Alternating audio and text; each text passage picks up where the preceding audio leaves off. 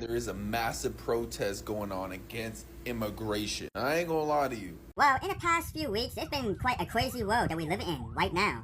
Because we see some protests in Indonesia over, the Indonesian politicians who just keep raising their salaries, their benefits, and they just, showing off, their luxury lifestyle, while the ordinary Indonesian people, they're still suffering, financial hardships, poverty, and high unemployment, which that's why you see all this protest and rioting.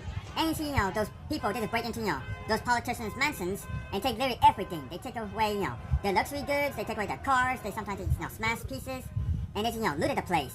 As, to send a clear message to, those Indonesian lawmakers. Which now we see Indonesian governments are just, trying to, make concessions to the protests to prevent this, from, situations to spiral, out of control, since their sister protests are breaking across nationwide. While in Australia, we see, anti-immigrant protests. You see all these, most Australians are, just white. They just want to, promote white Australian nationalism. And you see, I have to see lots of fights, breaking out between the, I guess, those anti-immigrant protests versus counter-protests. And it's just quite crazy. It's just so crazy. But understand is that those white Australians, they're immigrants as well. Because Australia is belonging to Aboriginal people. So they lived in Australia for a very long time. But those white Australians claim, this is our land, this is our home. But reality, it's not your home. And understand is Australia, it just started off as a penal colony when the British Empire, established a colony in Australia.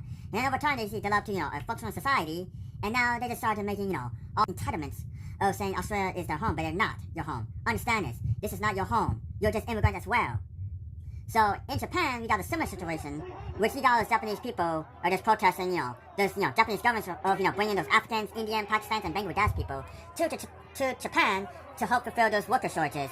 Since Japan, well, as I speak, they have an aging, declining populations. And this situation is only going to get worse from here on out. So understand that in the future, you're going to see more protests and civil unrest. And this is going to reshape our, geopolitics of the 21st century. And this is going to lead to so much chaos and discourse that we're going to be experiencing in our lifetime. So in the coming few years, expect more protests, expect more riots, expect more civil unrest breaking out across the world due to all those, problems that we see seen. Whether it's, climate change, immigrants, wealth inequalities, or any kind of reasons like government corruptions or government censorship or draconian laws and stuff, which is only going to get worse from here on out. So expect, bad things to happen in the coming years from now.